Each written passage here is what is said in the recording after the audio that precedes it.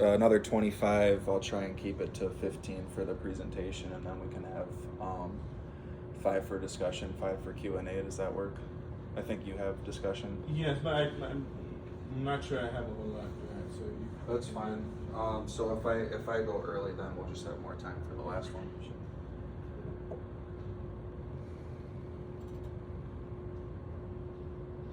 There's no discussion for the last one either, so that should free up a little bit of time there too. So this is an interesting paper, and it's called Technical Indicator Predictability. I started it a couple years ago, and what I was looking at was the cross-sectional predictability of a moving average indicator in portfolios sorted by volatility. And what we did was we took a look at other indicators that are common in technical-based trading and try to see if they also would show similar returns over portfolios sorted by volatility and size. So there's a paper by Han et al. 2013 that show the moving average to be predictive in the cross-section of US stocks. And so we follow a similar econometric framework but add in these additional indicators too. So we look at January 1st, 1963 through the end of December 2019 using CRISP data. What we find is that the indicators are more profitable than the buy and hold, but the results vary among the indicators. So the indicators we test are common in technical trading. We have a stochastic, RSI, MACD, moving average, Bollinger Band, and on-balance volume. Everything's done in real time, so there's no look-ahead bias. And so we're testing whether the set of indicators are profitable in excess of the buy and hold on portfolios sorted by last year's annual volatility. What we do is we take the excess return, which is the return from following the active strategy in excess of the buy and hold, which would be the passive strategy, and we take that excess return and then we explain it away using the CAPM and the FAMA and French three-factor model. And then we also form portfolios by size and repeat the same process to explain away the excess return by CAPM and FAMA and French three factors. And so that's what we do, and we can show the results in a couple of slides. But just a quick note that there tends to be a lot of discrepancy between the academic finance world and the practitioner finance world only on this topic. Just past price analysis to forecast returns. Volume seems to be more agreed upon between the two, but despite doubting the efficacy of technical analysis, it's used widely in Wall Street research. And so the common theme here is that based on trends, traders can devise rules to capitalize on shifts of supply and demand and achieve superior performance. It can also be shown to manage risk, take profits, and size positions in practice. And so there's sort of a phase where technical analysis goes in and out of vogue. FAMA in 1970 was an earlier paper that fueled skepticism. There were papers on filter rules in the late 60s and the late 80s, papers on moving averages in the 90s and 2000s, and then it kind of went out of vogue for a while, and then it came back with Han et al.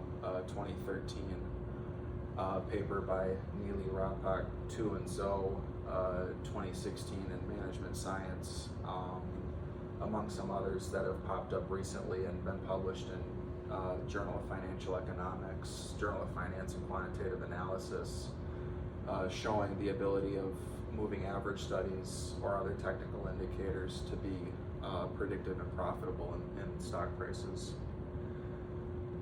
So we discussed a few of these papers. There's Brock et al. In '92, which used a trading range breakout and moving average, Loba, Maskey, and Wang with non-random chart patterns, and not sure what the 2009 paper is. That might be a miscitation, but plenty of moving average studies that work. The paper by Han et al. Is the main one, which shows the profitability and volatility-based portfolio. So that's kind of what we're looking at here.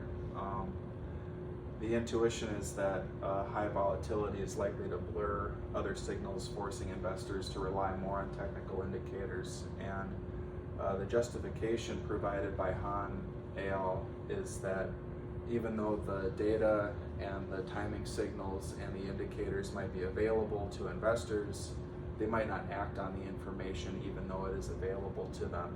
So it doesn't have anything to say against EMH. It just is that people might not act on the information when they have it available to them. The reason behind the volatility is that high volatility should increase the magnitude of the technical indicators. So in a low volatility portfolio, you should have a lower return than a high volatility portfolio, and so that's what we test. And we use the moving average as a place to start, and then we expand to the stochastic relative strength Bollinger Band, and so on, to take a look at how well they time at each level of volatility. And then we take a look at summary statistics like Sharpe ratio, average return, standard deviation, accuracy, R squared. And then we look at some of the coefficients on the CAPM and FAMA French three-factor models to see how well the returns are explained away, and then we note the significance of the remaining return when in the face of the FAMA and French three-factor models.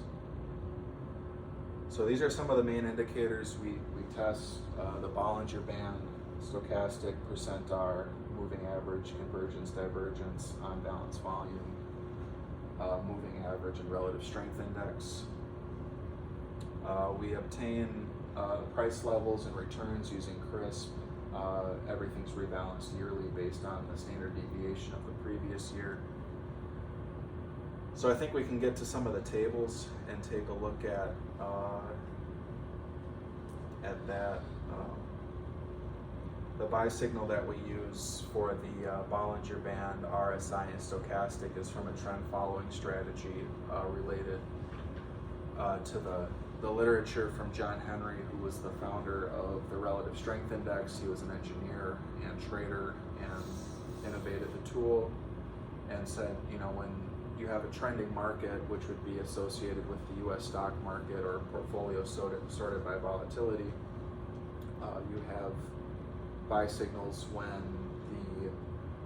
the momentum-based indicator, so relative strength index, for example, would just smooth out the momentum, whereas a moving average would just let it ride. And so when you have the oversold areas, you put an upper and lower bound on momentum to smooth it out. And so when you buy, as the momentum deviates from the trend, it can indicate a buy signal, which is what we use and what they have documented. So we carry that out for the Bollinger Band and our other indicators. Kind of a more practical focus is just highlighting what a practitioner might see when they stack several of the indicators on a chart and look for the buy and sell signals. So there's some of the rules, basically a smooth average for the moving average, upper and lower standard deviation bands for a Bollinger Band. Taking a look at the positive days and negative days in stock prices, and forcing them, normalizing them between 0 and 100. So stochastic, we introduce the high and low prices as well, and the percent R is the opposite of the stochastic. So you have a wide variety of indicators and their rules, and you have a fast and slow moving average for the MACD and the difference between the two, and then an average of that average for the signal line. And so we get an abundance of rules here. On balance volume just takes the volume enacted by the up and down days and takes a moving average of itself with buy and sell signals based on short and long-term average. And all of which are default, non-optimized, just common time frames from literature. First table, here we show the portfolios sorted by volatility. This is all stocks, so 6, 7, 8,000 stocks. Low volatility, average return, high volatility, average return. The timing using the stochastic adds about 6%, and the low volatility adds about 11%. And the high volatility, which we report here in the last panel, success rate of about 59% to 58%, and sharp ratios above 2, 1.8 to 2.6. And so then we show the Bollinger Band. Average excess return is a little bit less, about 1% in the low volatility, 1.5% in the high volatility, and then accuracy is around 57 to 55%. RSI, same thing, 1.5% in the low, 2.5% in the high. Sharp ratio is quite a bit less, 0.9, 1.2, and so on, 1.75 in the high, 1.27 in the high minus low. The moving average is a little better than most, and so to summarize a lot of this, what we see is that the moving average picks up on most of the work. The stochastic indicator also does really well, and there's a difference at different levels of volatility, which one does better than the other. And so sort of this field of finance in this area is moving forward with using machine learning, neural networks and things like that to pick up on different indicators at different time to predict returns. So there could be a better combination of indicators where you're relying on one strategy at one time, another strategy at another time, and this is the difficulty with studying technical analysis, is that it's more of a visual art and more difficult to go and back test and program and things like that, which is to bring in that low paper. That's sort of an explanation that they use for why it isn't studied as much as the CAPM or something else, is that it's it doesn't follow a nice process for simulating it. Percent R works a little better than the Bollinger Band and RSI with 12% excess return in the high portfolio. So trying to stay within 15 minutes here, so I'll kind of just gloss through. On balance volume actually underperforms, even though it has positive return, it doesn't have a positive excess return. And so I'll just show one panel for the stochastic, but in the paper I have a panel for each indicator like this. And so we have the intercept term, which is the excess return remaining in the CAPM model using the first factor as an explanatory variable. And so we see we have positive significant excess return at every level of volatility. And same thing with the three-factor model, and all the other indicators still have positive excess return in the face of the single-factor and three-factor model. The last slide will show is the size, and so here we just show the Fama French alpha and the average excess return. And so we can see, for example, the stochastic has 4.69% average excess return with 3% remaining when the three factors are used to explain it away, which is t-stat of about 7. So it's positive and significant The large size are your big large cap companies. That's related to the low volatility portfolios, and the small size is related to the high volatility portfolios. And we see the same trend over time that small size has a higher excess return than the large size, as does high volatility. And low volatility return remaining is about 5.71 in the top small decile, and even though some of the middle deciles have larger returns, it's just a difference of what's remaining. And so then we see the variation among all the indicators from the RSI to Bollinger Band to moving average to percent R. The indicators are robust to other specifications and entry points. They also hold out of sample. They're persistent over time. They work as of the last 3 years, the last 5 years, as well as the full sample. So we can conclude that other indicators might be useful in timing the portfolios. The moving average does a lot on its own. The stochastic is also a strong tool, as well as the percent R.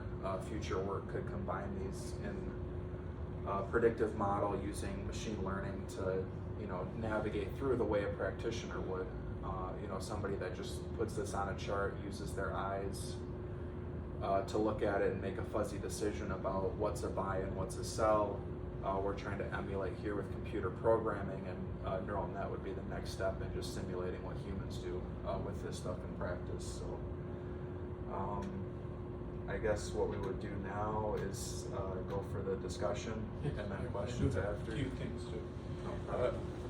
I don't have anything written up, but we'll probably be able to